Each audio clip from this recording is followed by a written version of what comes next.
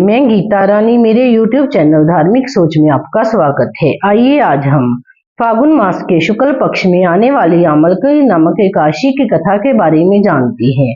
इस व्रत को करने से 1000 गोदान के फल के बराबर फल प्राप्त होता है। मानदाता बोले कि हे वशिष्ठ जी, यदि आप मुझ पर कृपा करें तो किसी ऐसे व्रत की कथा कहिए जिससे मेरा कल्याण हो। महर्षि वशिष्ठ बोले कि हे राजन, सब व्रतों में उत्तम और अंत में मोक्ष देने वाले आमलकी एकादशी के व्रत का मैं वर्णन करता हूँ। यह एकादशी फागुन मास के शुक्ल पक्ष में होती है। इस व्रत के करने से समस्त पाप नष्ट हो जाते हैं। इस व्रत का फल 1000 गोदान के फल के बराबर होता है। अब मैं आपसे एक पुरानी कथा कहता हूँ, आप ध्यान पूर्वक सुनिए।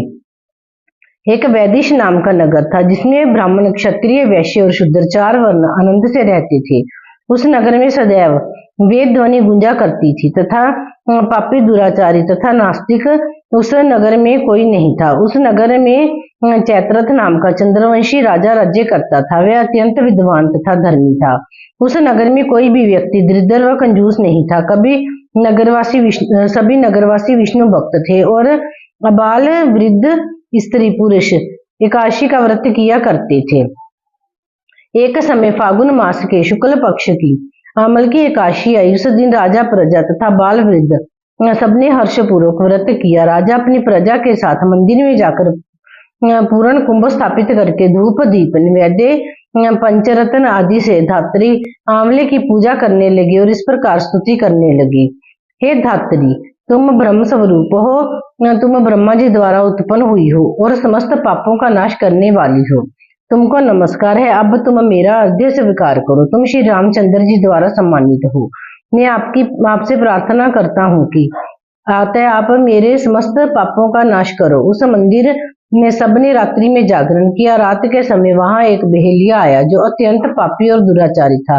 वे अपने कुटुंब का पालन जीव हत्या करके किया करता था। भूख और प्यास से अत्यंत व्याकुल हो बहेलिया इस जागरण को देखने के लिए मंदिर के एक कोने में बैठ गया और विष्णु भगवान तथा एकादशी महात्म्य की कथा सुनने लगा। इस प्रकार अन्य मनुष्यों की भांति उसने भी सारी रात जाकर बिता दी। प्रातःकाल होते ही सब लोग अपने अपने घर को चले गए तो बहेलिया भी अपने घर चला गया। घर जाकर उसने भोजन किया।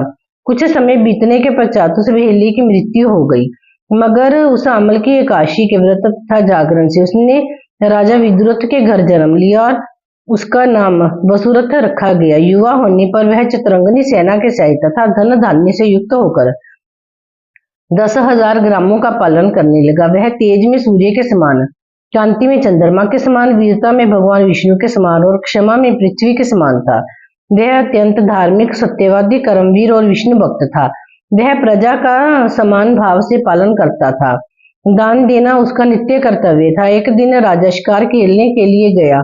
दैवयोग से वह मार्ग भूल गया और दिशा ज्ञान न होने के कारण उसी वन में एक वृक्ष के नीचे सो गया। थोड़ी देर बाद पहाड़ी मलेश वहां पर आ गए और राजा को अकेला देखकर मारो मारो शब्द करते हुए राजा की ओर दौड़े।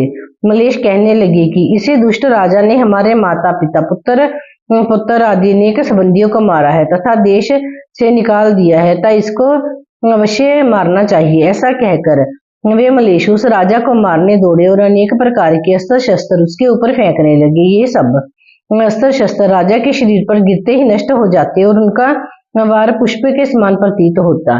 अब उन मलेशों के अस्त्र शस्त्र उल्टा उन्हीं पर प्रहार करने लगे, जिससे वे मूर्छित होकर गिरने लगे। उसी समय राजा के शरीर से एक दिव्य स्त्री उत्पन्न हुई। वह स्त्री अत्यंत सुंदर होते हुए भी उसकी भ्रुकुटी टेढ़ी थी।